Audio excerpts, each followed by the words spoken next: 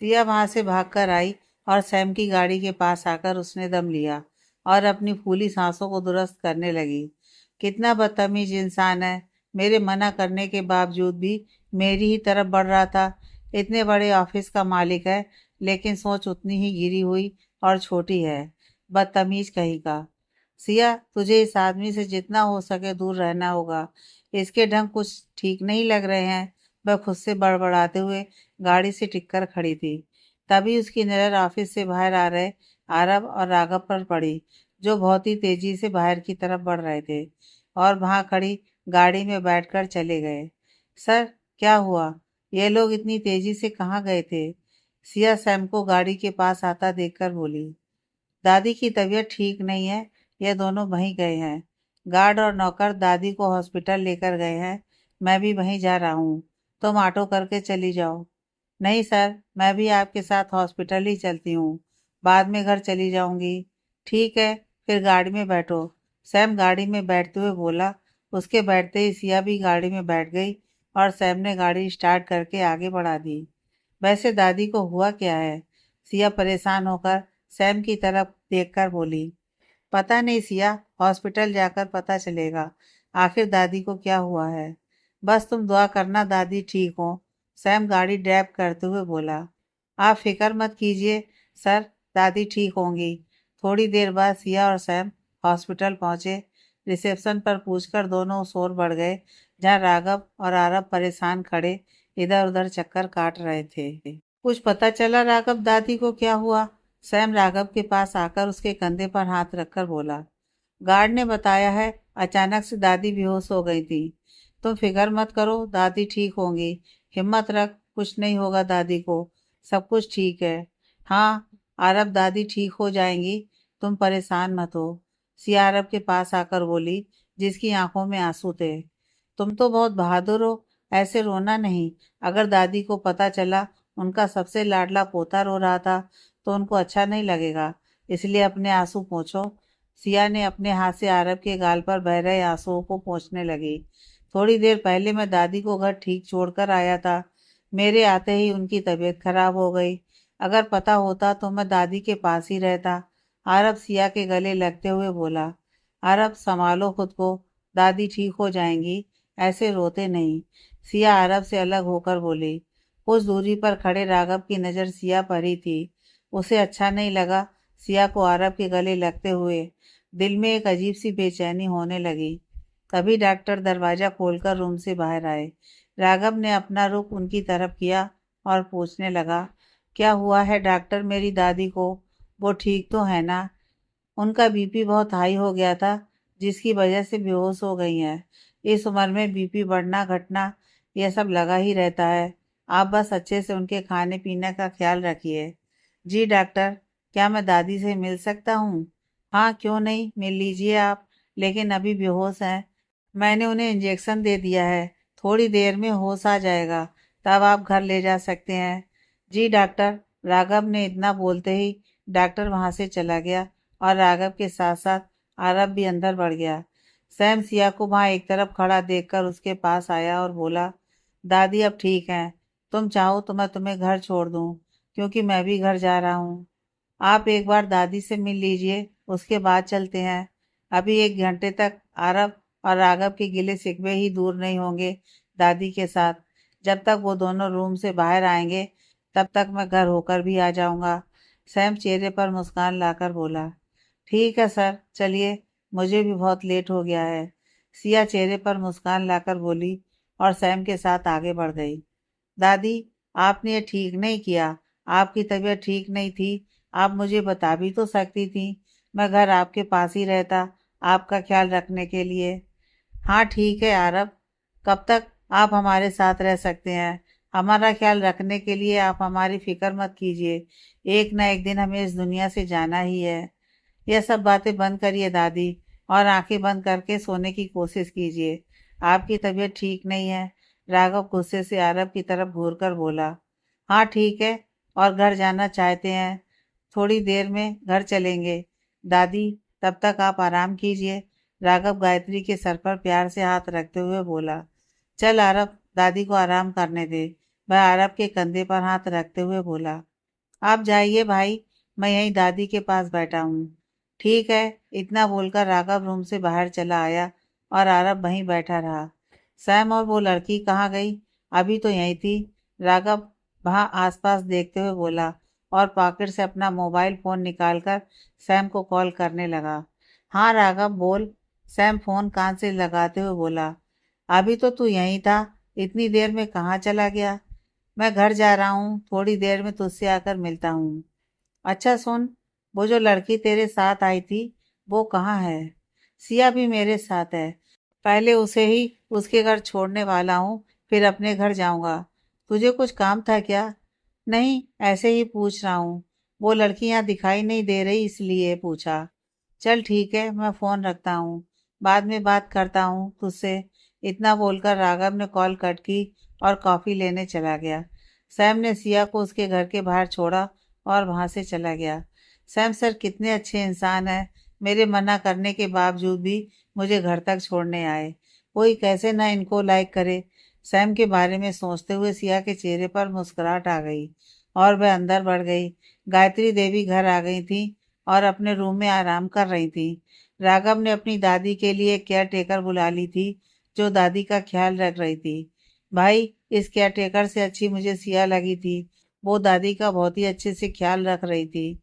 लेकिन आपको पता नहीं क्या हुआ, आपने उस बेचारी को घर आने से मना कर दिया। ये वाली केयर टेकर तो मुझे कुछ ठीक नहीं लग रही है। आरब राघव के पास बैठा दादी के लिए सूप बनाती केयर टेकर को देखकर बोला। आरब, शक करना बंद कर। ये केयर टेकर भी अच्छी है और दादी का ख्याल भी अच्छे से रख रही है।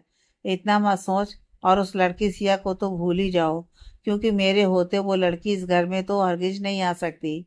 राघव बिना अरब की तरफ देखे ही बोला। ठीक है भाई, जैसा आपको ठीक लगे आप वो करो। मुझे बहुत नींद आ रही है, मैं सोने जा रहा हूँ। Good night.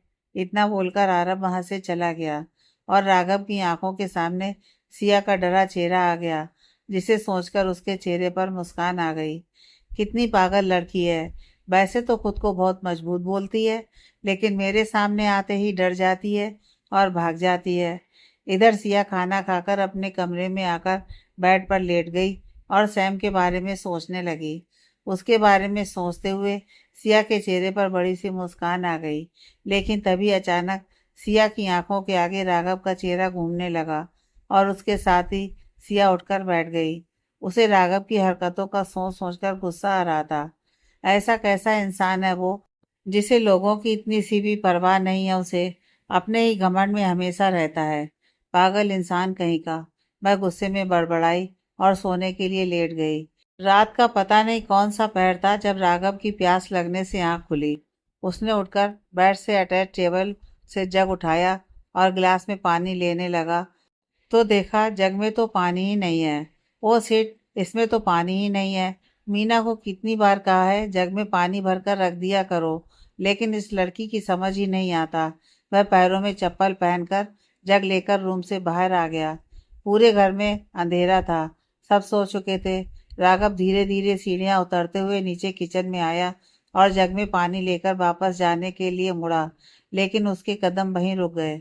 लिविंग रूम में किसी चीज की आवाज आने से राघव के कान खड़े हो गए। ये क्या गिरने की आवाज थी और इस वक्त घर में कौन है? वह मन ही मन बोला और धीरे धीरे आगे बढ़ने लगा। राघव के कदम उठाने के साथ साथ वो आवाज उसके और करीब आने लगी। लिविंग रूम में आकर राघव ने सारी लाइट ऑन कर दी और सामने देखने लगा, लेकिन सामने देखकर वह चौंक गया। तुम तुम यहाँ? तुम तो दादी के रूम में थी ना, फिर इतनी रात में यहाँ अकेले क्या कर रही हो? राघव सामने देखकर घूरते हुए बोला। वो मैं यहाँ पानी लेने आई थी। सामने खड़ी औरत अटकते हुए कांपते हुए बोली।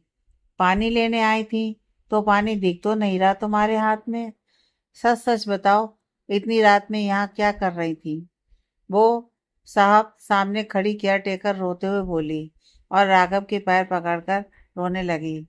साहब मुझे माफ, बोली और राघव के पैर पकड़कर रोने लगी। साहब मुझे माफ कर दीजिए, मैं चोर नहीं हूँ। पेट की भूख ने मुझे ऐसा करने पर मजबूर किया है। प्लीज आप पुलिस को मत बुलाना। पहले बताओ, तुम चोरी क्यों कर रही थी? यहाँ मेरे घर में, और उठो यहाँ से। राघव उस लड़की से दूर होते हुए बोला। मेरे बेटे को बहुत बुखार है, लेकिन मेरे पास उसके इलाज के लिए पैसे नहीं है। प्लीज मेरी मदद कीजिए। सामने खड़ी केयर टेकर रोते हुए हाथ जोड़कर बोली। अगर तुम्हारा बेटा बीमार है, फिर तुम यहाँ क्या कर रही हो? उसके पास होना चाहिए था तुम्हें, यहाँ नहीं। साहब, पैसों की मजबूरी में यहाँ आई थी। प्लीज मेरी मदद कर दीजिए। राघव उस लड़की की तरफ कुछ सोचते हुए बोला। तुम यहीं रुको, मैं अभी आता हूँ। इतना बोलकर राघव अपने रूम में चला गया और थोड़ी देर बाद वापस आया तो उसके हाथ में पैसों की एक गड्डी थी। ये लो, और अपने बेटे का अच्छे से इलाज करवा लो। शुक्रिया साहब, मैं आपका ये एहसान कभी नहीं भूलूंगी। और हाँ, अब कल से तुम यहाँ काम के लिए नहीं आओगी। मैंने अपनी दादी के लिए किसी और लड़की को देख लिया है। राघव के इतना बोलते ही वह लड़की जाने लगी तो उसके कानों में राघव की आवाज़ गूंजी। सुबह चली जाना, अभी बहुत रात हो गई है और तुम्हारा इतनी रात में जाना सेफ नहीं है, इसलिए सुबह होते ही चली जाना। इतना बोलकर राघव ने एक नज़र सामने खड़ी लड़की की तरफ देखा और सीढ़ियां चढ़कर ऊपर चला गया। राघव, आपने उस लड़की को क्यों भेज दिया? गायत्री देवी राघव की तरफ देखकर बोली, जो वही अपने लैपटॉप पर बैठा उंगलियां चला रहा था।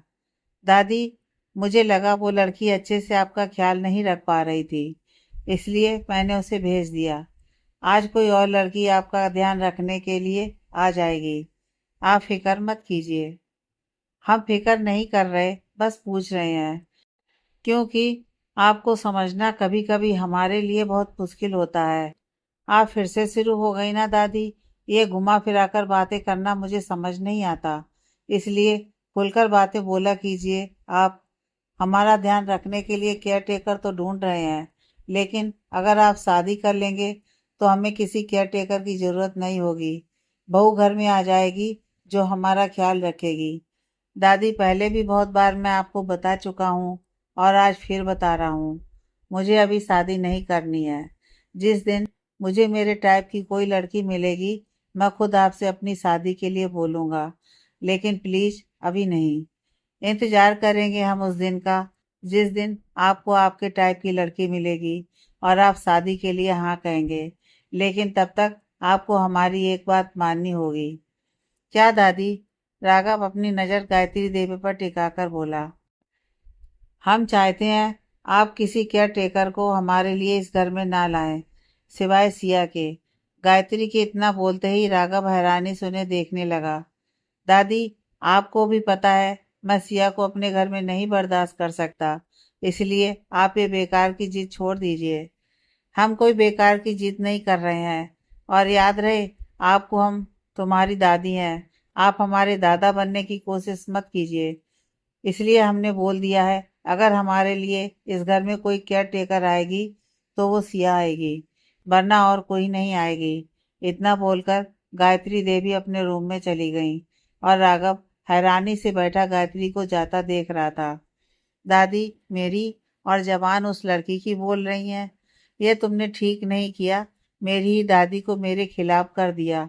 आज से पहले दादी कभी ऐसे नाराज होकर नहीं गई, लेकिन तुमने 2 दिन मेरे ही घर रहकर मेरे घर वालों को भड़का दिया। ये अच्छा नहीं किया तुमने सिया। इस बात का बदला तो मैं तुमसे लेकर ही रहूंगा। तैयार रहना, आ रहा हूँ तुमसे मिलने।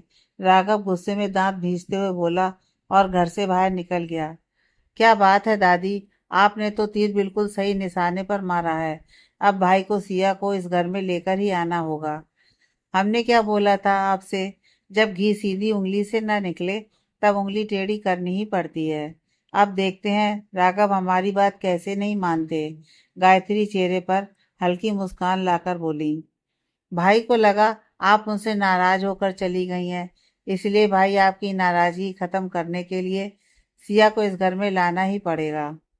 देखते हैं राघव क्या करते हैं, सिया को घर लाते हैं या नहीं। गायत्री देवी राघव को घर से बाहर जाते देखकर आरव से बोली। इधर सिया ऑटो से उतरकर ऑफिस की तरफ अपने कदम बढ़ाते हुए अंदर की तरफ बढ़ रही थी। तभी अचानक उसके सामने एक गाड़ी आकर रुकी। जब तक सिया को समझ पाती, गाड़ी से लंबे चौड़े 2 आदमी बाहर आए और उसे पकड़कर गाड़ी में डाल दिया। कौन हो तुम लोग? छोड़ो मुझे। वह डर की वजह से कांपते हुए बोली। लेकिन गाड़ी में बैठे उनमें से एक आदमी ने उसकी आंखों पर पट्टी बांध दी और मुंह पर रुमाल बांध दिया, जिससे सिया ना तो कुछ बोल पा रही थी और ना ही उसे कुछ दिखाई दे रहा था। बॉस, हम लड़की को ले आए हैं। ठीक है, अब तुम लोग जाओ। राघव के इतना बोलते ही वो दोनों गार्ड वहां से चले गए और राघव काउच से उठकर सिया के पास आया, जो खड़ी डर से कांप रही थी। राघव ने सिया के पीछे आकर उसके मुंह पर बंधा रुमाल खोला और फिर आंखों से पट्टी खोल दी। आंखों से पट्टी खुलने के बाद सिया झट से उससे दूर हुई और उसकी तरफ पलट कर देखा तो चौंक गई। तुम? वह गुस्से और डर के मिले जुले भावों से बोली। हाँ, मैं। क्यों, अच्छा नहीं लगा मेरा सरप्राइज? राघव उसे गुस्से से घूरते हुए बोला। मुझे भी अच्छा नहीं लगा जब मेरी दादी तुम्हारे लिए मुझसे लड़ रही थी और तुम्हारी वजह से मुझसे नाराज हो गई थी। राघव के इतना बोलते ही सिया को कुछ समझ नहीं आया और वह हैरानी से उसकी तरफ देखने लगी। तो इसमें मैं क्या करूं? ये आपके घर वालों की प्रॉब्लम है, मेरी नहीं। उन्हें जाकर समझाइए, मुझे नहीं। और ऐसे अगवा करवा कर मुझे यहाँ लाने का आपका क्या मकसद है? सिया गुस्से से घूरकर राघव की तरफ देखकर बोली। मुझसे बात करने से पहले अपनी ये खूबसूरत आंखें नीचे करो। इतनी औकात नहीं है तुम्हारी मेरी आंखों में आंखें डालकर मुझसे बात करो, समझी?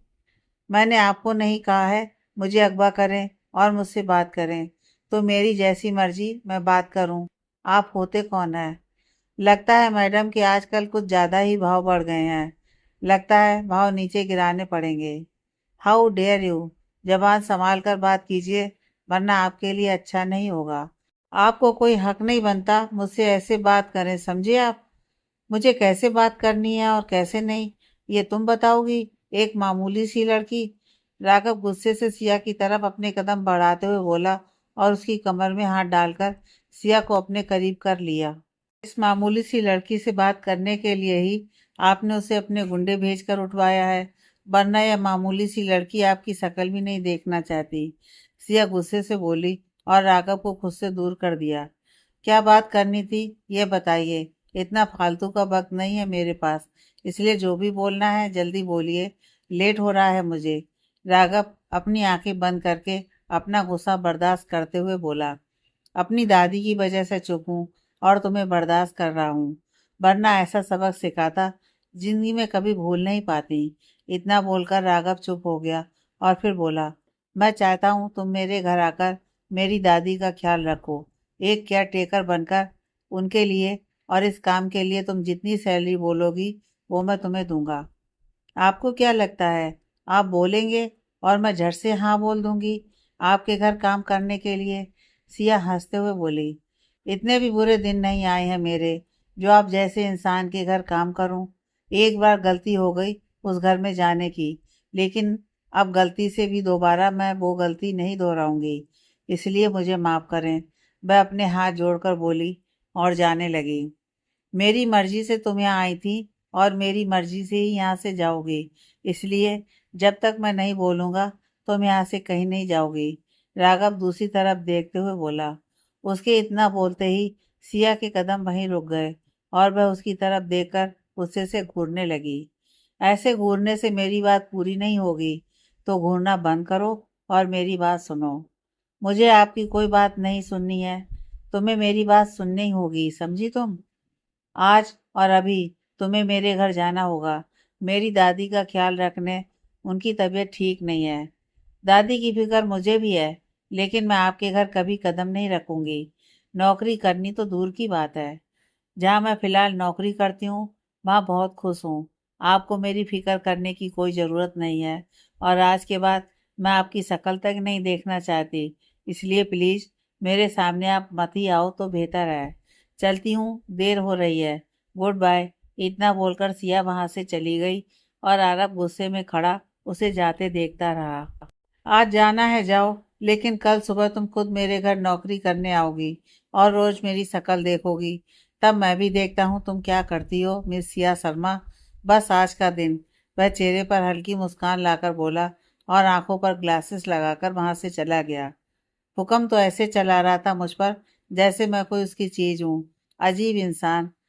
अपने लोगों से बोलकर एक तो मुझे अगवा करवाया और ऊपर से इतना एटीट्यूड भी दिखा रहा है।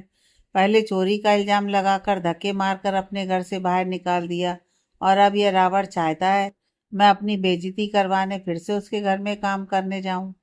नहीं मिस्टर, अब तो आपके घर में मैं क्या, मेरी जूती भी ना जाए। हूँ आया बड़ा कहीं से रावण। सिया गुस्से से बड़बड़ाती हुई ऑफिस आई और सैम के लिए कॉफी लेकर उसके केबिन की तरफ चली गई। आज इतनी लेट कैसे हो गई तुम? रोज तो वक्त पर ऑफिस आ जाती हो। सैम सिया से कॉफी लेते हुए बोला। वो सर, आज भी जल्दी ही आ जाती अगर रास्ते में ट्रैफिक ना मिलता।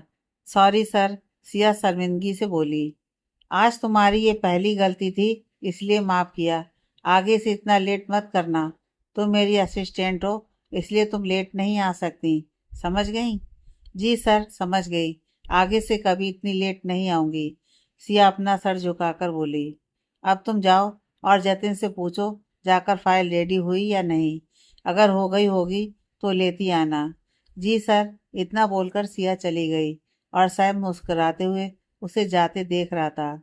कुछ बात तो है तुम्हें जो मैं तुम्हारी तरफ खिंचता चला जा रहा हूँ। कुछ ना बोल कर भी तुम्हारी आंखें बहुत कुछ बोल देती हैं। इस दिल में तुम घर करने लगी हो। मेरा दिल तुम्हारी तरफ खिंचता चला जा रहा है। पता नहीं कैसे तुम्हें अपने दिल की बात बताऊं। यह प्यार है या तुम्हारे लिए मेरा अट्रैक्शन, पहले कंफर्म करना पड़ेगा। उसके बाद तुम्हें अपने दिल का हाल बताऊंगा। सैम अपने बालों में हाथ फेरते हुए बोला और लैपटॉप के कीबोर्ड पर अपनी उंगलियां चलाने लगा। कितनी स्वीटली बात करते हैं सैम सर। लेट आने पर भी नहीं डांटा है और बात करने का सर का तरीका एकदम दिल में उतर जाता है। धीरे धीरे मेरे दिल में सैम सर के लिए फीलिंग्स पनपने लगी हैं। उनकी तरफ खींची चली जा रही हूँ। पता नहीं क्या है ये, लेकिन जो भी है बहुत ही खूबसूरत एहसास है जो आज तक कभी किसी के लिए दिल ने महसूस नहीं किया है, वो आज सैम सर के लिए महसूस हो रहा है। सिया सोचते हुए आगे बढ़ रही थी, तभी सामने से किसी से टकरा गई। उसने नज़र उठाकर सामने देखा तो हैरान रह गई।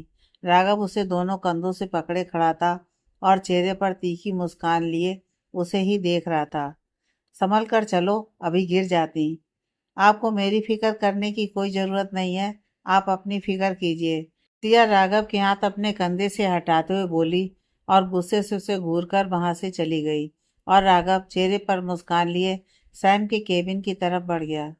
थोड़ी देर बाद सिया फाइल लेकर सैम के केबिन में आई और टेबल पर सैम के सामने रखकर जाने लगी। तभी उसके कानों में वहीं बैठे सैम की आवाज़ पड़ी। सिया, एक कप कॉफ़ी और लेकर आओ राघव के लिए। जी सर। उसने घूरकर राघव की तरफ देखा और वहां से चली गई। ठीक है, जैसा तुम चाहते हो वैसा ही होगा, लेकिन पहले मुझे सिया से बात करनी होगी। शायद वो ये जॉब ना करना चाहती हो। स्वयं इतना ही बोला था, तभी दरवाज़ा खुला और सिया अंदर आई। काफ़ी राघव के सामने टेबल पर रखकर सिया वापस जाने के लिए मुड़ी तो सैम बोला। सिया, हमें तुमसे कुछ बात करनी है, इसलिए तुम थोड़ी देर यहीं रहकर हमारी बात सुनो। जी सर। वह सैम की बात सुनकर वहीं एक तरफ खड़ी हो गई। मैं चाहता हूँ जो कॉन्ट्रैक्ट तुमने हमारे साथ साइन किया है वो कॉन्ट्रैक्ट तुम राघव के साथ पूरा करो। मैंने अपना कॉन्ट्रैक्ट राघव को दे दिया है। आज से तुम राघव के अंडर काम करोगी, यही तुम्हारे बॉस होंगे। सिया हैरानी से सैम की तरफ देखकर बोली। आप ये कैसे कर सकते हैं सर? मुझसे पूछे बिना आप मेरा कॉन्ट्रैक्ट किसी को भी सौंप देंगे? मुझे किसी के साथ भी काम करने के लिए आप ऐसे फोर्स नहीं कर सकते। वह गुस्से से राघव की तरफ देखकर बोली।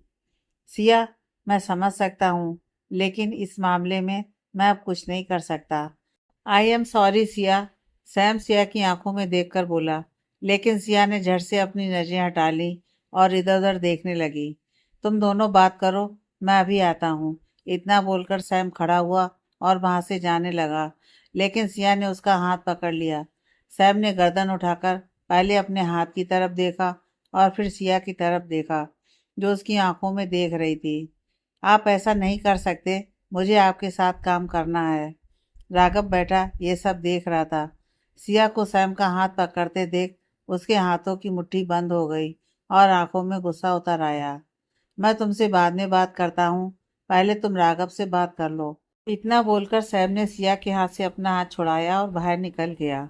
सैम के केबिन से बाहर जाते ही सिया की आंखों में नमी जमा हो गई और गुस्से से मुंह लाल हो गया। समझते क्या हैं आप? हाँ, समझते क्या हैं खुद को? जो मर्जी वो करेंगे और मैं कठपुतली की तरह आपके इशारों पर नाचूंगी? ये गलती है आपकी। ये सब करके आप मुझे मजबूर करेंगे और मैं मजबूर बेचारी बनकर आपके घर काम करने आ जाऊंगी। नहीं मिस्टर राघव, ये गलत फहमी है आपकी। राघव गुस्से से सिया को दीवार से लगाकर उसके चेहरे के पास अपना चेहरा ले जाकर बोला, मैं जो हूँ वो खुद को समझता हूँ और जानता भी हूँ। लेकिन तुम मुझे बताओ, तुम आखिर हो क्या? किस बात का इतना एटीट्यूड है तुम में? तुम्हारी औकात मेरे नौकर बनने की भी नहीं है, लेकिन दादी की वजह से तुम्हें झेलना पड़ रहा है। एक बात कान खोलकर मेरी सुन लो, अगर तुम कल मेरे घर नहीं आई तो अंजाम बहुत बुरा होगा। इतना बुरा कि तुम सपने में भी नहीं सोच सकती, और पछताओगी। ये सोचकर काश मेरी बात मान लेती तो बेहतर होगा। और हाँ, तुम्हारे डैड का क्या नाम है? अतुल शर्मा है ना? मार्केट में उनकी छोटी सी दुकान। शायद आप मुझे ऐसे डरा नहीं सकते, और ना ही मैं आपसे डरती हूँ। इसलिए अपनी बेकार की धमकी अपने पास रखिए। सिया गुस्से से राघव की आंखों में देखकर बोली, ठीक है, फिर जब तक तुम अपने घर जाओगी तुम्हें एक सरप्राइज मिलेगा, जिसे देखकर तुम्हारे होश उड़ने वाले हैं। फिर मेरे पास मत आना कि मैंने पहले नहीं बताया था। राघव उससे अलग होकर बोला और अपना कोट सही करके बाहर जाने लगा। रुको! सिया की आवाज़ जैसे ही उसके कानों में पड़ी तो राघव के चेहरे पर हल्की मुस्कान आ गई और वह सिया की तरफ पलटा। आप कुछ भी ऐसा वैसा नहीं करेंगे, खासकर मेरे बाबा के साथ। मैं कल आपके घर आ जाऊंगी। वेरी गुड, मुझे तुमसे यही उम्मीद थी। एकदम सही फैसला लिया है तुमने। जब तुम मेरी बात मान रही हो फिर मुझे कुछ भी करने की कोई ज़रूरत नहीं है। Take care. कल मुलाकात होती है मेरे घर में। राघव सिया का गाल थपथपाकर बोला तो सिया की आंखें गुस्से से बंद हो गईं, जिसे देखकर राघव हंसते हुए केबिन से बाहर निकल गया। सिया ने अपनी आंखें खोली, उसकी आंखों से आंसुओं की लड़ी गिरने लगी और सीने में बेतासा दर्द होने लगा। सिया ने अपने चेहरे पर आए आंसू साफ किए और वहां से चली गई। वह ऑफिस से निकलकर सड़क के किनारे चलते हुए राघव की कई बातों को सोचते हुए चली जा रही थी और आंखों से आंसू बह रहे जो अब गालों पर फिसलने लगे। सिया को पता ही नहीं चला वह कब चलते चलते कब सड़क के बीच में चलने लगी और अचानक से सामने से आ रही गाड़ी से टकरा गई। सिया की आंख खुली, उसने खुद को एक अजनबी जगह देखा तो वह तुरंत उठकर बैठ गई। ये मैं कहाँ आ गई? वह हैरानी से रूम में चारों ओर नजर घुमाकर बोली और बेड से उठने लगी। नीचे पैर रखते ही उसके पैर में दर्द बढ़ने लगा तो सिया वापस से बेड पर बैठ गई और अपना पैर पकड़कर देखने लगी तो पैर पर पट्टी बंधी देखी। यह भी अभी होना था भगवान, लेकिन मैं हूँ कहाँ और ये किसका घर है? सिया कमरे में चारों ओर नजर घुमाकर बोली और उठने की कोशिश करने लगी। वह धीरे धीरे कदम उठाते हुए दरवाजे के पास आई और दरवाजा खोलकर रूम से बाहर आ गई। सिया को समझ ही नहीं आ रहा था आखिर ये किसका घर है, इसलिए वह पूरे घर में नजर दौड़ाकर चारों ओर देख रही थी। ज्यादा बड़ा नहीं, लेकिन एक खूबसूरत घर जरूर था। ये किसका घर है? लेकिन यहाँ कोई दिख क्यों नहीं रहा है? और मुझे यहाँ लेकर आया कौन है? वह खुद से बोली और वहीं पड़े काउच पर बैठ गई, क्योंकि पैर का दर्द बढ़ता जा रहा था। अब कैसा पैर है तुम्हारा? सिया के कानों में आवाज पड़ी तो उसने आवाज की दिशा में देखा, जहाँ राघव खड़ा कॉफी पी रहा था। आप? सिया राघव की तरफ देखकर बोली और खड़ी हो गई। खड़ी मत रहो, बैठ जाओ, वरना पैर का दर्द बढ़ जाएगा और दर्द ज्यादा होगा। राघव सिया के सामने काउच पर बैठते हुए बोला, आप मुझे यहाँ क्यों लेकर आए हैं? वह गुस्से से बोली, आजकल तो भलाई का कोई जमाना ही नहीं रहा है। सड़क पर तुम बेहोश पड़ी थी, गनीमत समझो मैं तुम्हें यहाँ लेकर आ गया, वरना वहीं पड़ी रहती और फिर कोई और गाड़ी तुम्हें कुचल कर चली जाती। आपको मेरी फिक्र करने की कोई ज़रूरत नहीं है, मैं मरूं या जीऊं, समझे आप? इतना बोलकर सिया लड़खड़ाते पैर के साथ वहां से जाने लगी। वह 2-3 कदम ही चली थी कि तभी अचानक उसका पैर मुड़ गया, लेकिन वह गिरती इससे पहले ही राघव ने आगे बढ़कर उसे कमर से पकड़ लिया और खुद के करीब कर लिया। सिया राघव के सीने से जाकर लग गई। यह सब इतना जल्दी में हुआ, उसे कुछ समझ ही नहीं आया। राघव की करीबी से सिया के दिल की धड़कनें बढ़ने लगीं और पसीने आने लगे। लेकिन फिर राघव से आती खुशबू से सिया के दिल की धड़कन सामान्य हो गई और उसे अच्छा लगने लगा। वह राघव के सीने से लगी खड़ी जाने किस एहसास में खो गई। संभल कर चलो, अभी गिर जाती तो पैर में और चोट लग सकती थी, वह सिया को खुद से दूर करते हुए बोला। उसके बोलते ही वह जैसे वापस से होश में आई। मुझे घर जाना है, सिया राघव से अलग होकर अपनी नज़र चुराते हुए बोली और जाने के लिए जैसे ही मुड़ी, राघव ने उसकी कलाई पकड़ ली और फिर बोला, मैं छोड़ देता हूँ, तुम्हें ऐसे जाने की ज़रूरत नहीं है। आपको मेरी इतनी चिंता करने की कोई ज़रूरत नहीं है, पहले ही आप मेरी बहुत चिंता कर चुके हैं, सिया राघव की आंखों में देखकर बोली और वहां से चली गई। लेकिन राघव खड़ा उसे जाते देखता रहा। पता नहीं खुद को क्या समझती है ये लड़की। एक बार मेरे घर में कदम रख ले, फिर इसे इसकी असली जगह दिखाऊंगा भी और याद भी दिलाऊंगा ये आखिर है कौन। बहुत उड़ रही है, लेकिन मैंने वापस इसे जमीन पर लाकर ना पटका तो मेरा नाम भी राघव मल्होत्रा नहीं। वह गुस्से से बोला और बाहर चला गया। ये मुझे क्या हो गया था उस रावण के करीब जाते ही, क्यों मैं उसकी करीबी के एहसास में सब कुछ भूल गई थी और इतना शांत होकर उसके सीने से लगी रही। सिया, जितना हो सके उस रावण से तुझे दूर रहना होगा। आजकल इसके ढंग कुछ ठीक नहीं लग रहे हैं। कुछ नहीं पता कब और क्या कर दे ये रावण। हे भगवान, मेरी जैसी भोली भाली बंदी को उस रावण से बचा लेना।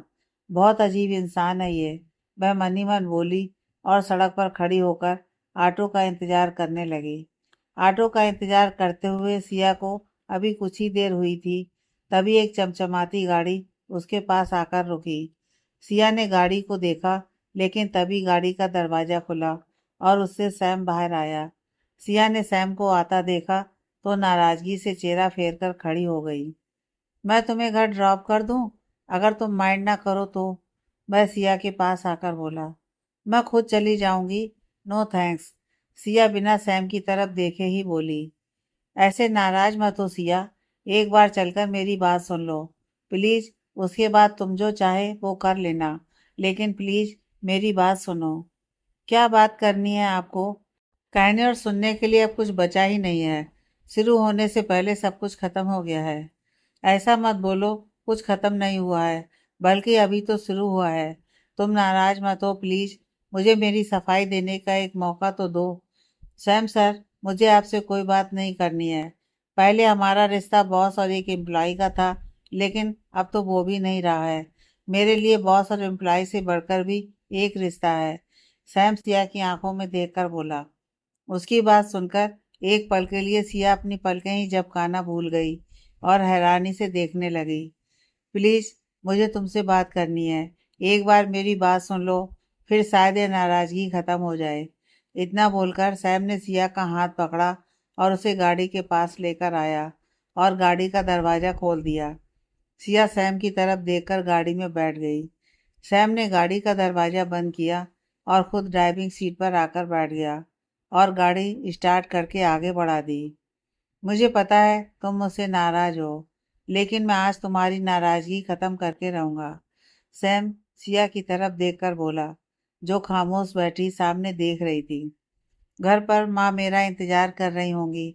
सर, आपको जो भी बात करनी है आप कर सकते हैं, सिया सैम की तरफ देखकर बोली। बात तो तुमसे करनी है, वो भी जरूरी, लेकिन समझ नहीं आ रहा कहाँ से शुरू करूँ। अजीब बात है, आपको बात करनी है, लेकिन आपको ही समझ नहीं आ रहा कि कहाँ से बात शुरू करूं। ऐसी बात नहीं है सिया, आज तक ऐसी बात किसी से की नहीं है, इसलिए नहीं पता कैसे बोलूं। सैम ने सड़क के किनारे गाड़ी रोककर कहा। कैसी बात सर? वह भी उसकी आंखों में देखकर बोली। सैम ने गहरी सांस ली और बोलना शुरू किया। मुझे नहीं पता तुम्हें देखकर मेरे दिल में क्या होता है, लेकिन तुम्हें देखकर दिल में एक अलग सा एहसास होने लगता है और दिल तुम्हारी ओर खींचा चला जाता है। जब भी तुम सामने होती हो, दिल को एक सुकून सा मिलता है।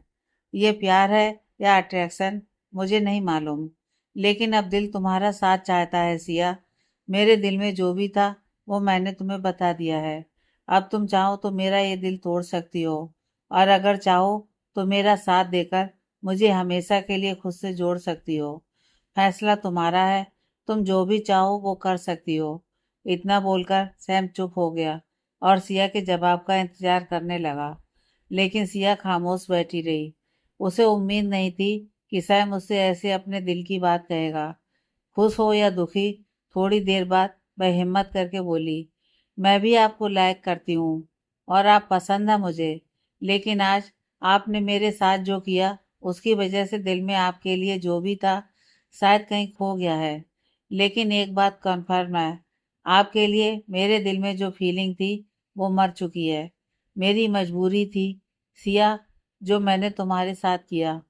तुम्हारा कॉन्ट्रैक्ट राघव को दे दिया। उसके मुझ पर बहुत से ऐसे एहसान हैं जो मैं तुम्हें नहीं बता सकता। उनके बदले ये तो फिर भी एक छोटा सा कॉन्ट्रैक्ट था, और मैं राघव को मना नहीं कर पाया। उसने मुझसे बोला तुम उसकी दादी का अच्छे से ख्याल रख सकती हो, और उसकी दादी भी तुम्हारे काम को पसंद करती हैं। बस इसलिए मैंने ये सब किया। सिया ने सैम की आंखों में देखा, जहाँ कहीं ना कहीं सच्चाई थी, और उसे इस बात का अफसोस भी था। ठीक है, मुझे सोचने के लिए कुछ दिन चाहिए। सच में? तो क्या तुम मान गई? सैम खुश होते हुए बोला, मैंने सोचने के लिए कुछ वक्त मांगा है। मानी नहीं हूँ सर, मुझे कोई एतराज नहीं है। जितना वक्त चाहिए तुम ले सकती हो, मुझे कोई एतराज नहीं है। लेकिन फैसला तुम्हें मेरे ही हक में लेना होगा। बोलो, मंजूर है? अभी मुझे खुद भी नहीं पता मेरा क्या फैसला होगा, इसलिए आपको क्या बोलूं। वह नजरें इधर उधर दौड़ाकर बोली, नो प्रॉब्लम, मुझे इंतजार रहेगा उस पल का जब तुम आकर मेरे प्यार को अपना लोगी। सैम चेहरे पर मुस्कान लाकर बोला, अब छोड़ दूं तुम्हें घर? हाँ, उसने धीरे से कहा, और गाड़ी से बाहर देखने लगी। सिया घर आई और दरवाजा खोलकर अंदर आकर काउच पर बैठ गई। सिया बेटा, आज इतनी जल्दी आ गई तुम? जानकी ने किचन से हाथ साफ करते हुए उसके पास आकर पूछा। हाँ माँ, वो मेरे पैर में चोट लग गई है और फिर ज़्यादा दर्द होने लगा, इसलिए घर आ गई। चोट कैसे लगी और कहाँ लगी? दिखा तो सही। पैर में हल्की सी मोच आई है, ज़्यादा लगी नहीं है। मैं ठीक हूँ, आप चिंता मत कीजिए। माँ, चिंता कैसे ना करूँ, तुझे चोट लगी है, पता नहीं तेरा ध्यान कहाँ रहता है। देख कर नहीं चल सकती थी, कितनी चोट लगी है। माँ, मेरी प्यारी माँ, मैं एकदम ठीक हूँ। बस छोटी सी चोट लगी है, एक दो दिन में ठीक हो जाएगी। आप परेशान ना हो। वह जानकी की तरफ देखकर हंसते हुए बोली, अच्छा ठीक है, जाकर तुम हाथ मुंह धो लो, मैं खाना लगाती हूँ। ओके माँ, मैं अभी आती हूँ। सच में बहुत भूख लग रही है मुझे। सिया चेहरे पर हल्की मुस्कान लाकर बोली, और लंगड़ाते हुए अपने रूम में चली आई। ओ गॉड, आज का दिन कितना भारी गुजरा है। दिमाग का दही बना दिया है उस रावण ने। मन तो करता है जाकर उसका गला ही दबा दूं। वह गुस्से से बोली और बाथरूम में चली गई। दादी, बस आप कैसे भी करके आज खुद से एडजस्ट कर लीजिए। कल से आपका ख्याल रखने के लिए सिया आएगी। राघव गायत्री देवी को दवा खिलाते हुए बोला, मतलब क्या है आपका? सिया आएगी? उसे तो आपने खुद इस घर में लाने से मना किया है ना? हाँ दादी, मना किया था, लेकिन अपनी दादी के लिए मैं कुछ भी कर सकता हूँ। वो तो फिर भी एक मामूली सी और छोटी सी लड़की है।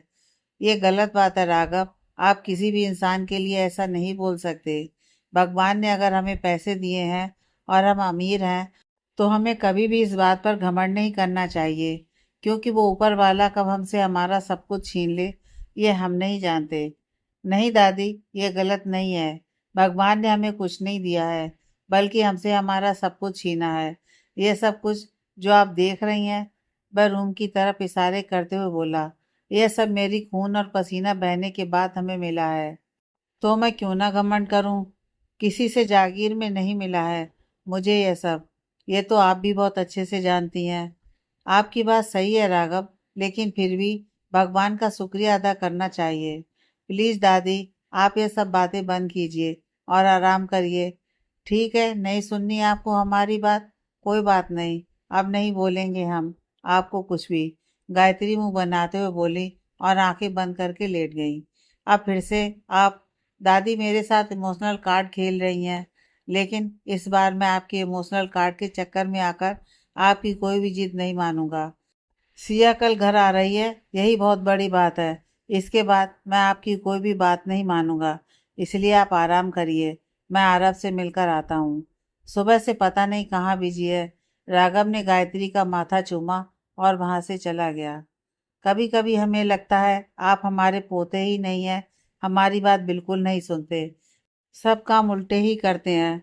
बहुत जिद्दी हैं आप, लेकिन हम भी आपकी दादी हैं। आपकी ये जिद खत्म ना करवा दी तो हमारा नाम गायत्री देवी नहीं है। बस एक बार सिया इस घर में आ जाए, फिर वो ही आपको संभालेगी। गायत्री देवी राघव को जाते देख मन ही मन बोली और आंखें बंद करके लेट गई। आजकल छोटे ज्यादा ही बिजी रहने लगा है, शकल तक नहीं देखने को मिलती है। राघव आरब के रूम में आकर उसे देखते हुए बोला, क्या यार भाई, आप भी? मैं तो घर ही रहता हूँ, आप बिजी रहते हैं। आरब अपने हाथ में ली किताब को टेबल पर रखते हुए बोला, हाँ ये तो है, मैं ही कुछ ज्यादा ही बिजी रहता हूँ। तेरे और दादी के लिए समय ही नहीं निकाल पाता हूँ। आप दादी की चिंता मत कीजिए भाई, दादी का ख्याल रखने के लिए मैं हूँ। बस आपसे एक गुजारिश है। और वो क्या गुजारिश है? आप शादी कर लीजिए। आरब, कितनी बार कहा है तुमसे, मेरे सामने इस टॉपिक पर बात मत किया करो। राघव गुस्से से बोला, आप ही बता दीजिए किस टॉपिक पर मुझे और दादी को आपसे बात करनी है और किस टॉपिक पर नहीं। शादी के टॉपिक को छोड़कर किसी भी टॉपिक पर बात कर सकते हो। ठीक है, फिर सिया के टॉपिक पर बात करें, जिसे आपने घर आने से मना कर दिया है। मैंने कब मना किया है? सिया के टॉपिक पर बात मत करो। इनफैक्ट कल जब सिया घर आएगी तो मुझसे ही उसके टॉपिक पर बात कर लेना। राघव के इतना बोलते ही यारा हैरानी से उसे देखने लगा। ऐसे भी मत देखो, मैंने कुछ गलत नहीं कहा है और ना ही तुमने कुछ गलत सुना है। कल से रोज सिया दादी का ख्याल रखने के लिए यहाँ आएगी, तो तुम उससे ही बात कर सकते हो। बहुत रात हो गई है, अब तुम सो जाओ। इतना बोलकर राघव वहां से चला गया। ये भाई अभी क्या बोल कर गए? क्या सच में कल से सिया घर आएगी? अगर ऐसा हुआ तो मजा आ जाएगा, आरब खुशी से बोला और टेबल पर रखी किताब उठाकर पढ़ने लगा। एक नया दिन और एक नई शुरुआत करने सिया मल्होत्रा हाउस के गेट पर खड़ी अंदर देख रही थी। न जाने इस घर में मेरे ये कुछ दिन का सफर कैसे गुजरेगा। हे भगवान, अब तू ही मेरी रक्षा करना और उस रावण से जितना हो सके दूर ही रहना। सिया ने आसमान की तरफ देखकर मन ही मन बोला और गेट के अंदर कदम बढ़ाया ही था कि तभी गार्ड ने उसे अंदर जाने से रोक दिया। आप अंदर नहीं जा सकती, बॉस ने आपको अंदर आने से मना किया है। आगे की कहानी नेक्स्ट पार्ट में।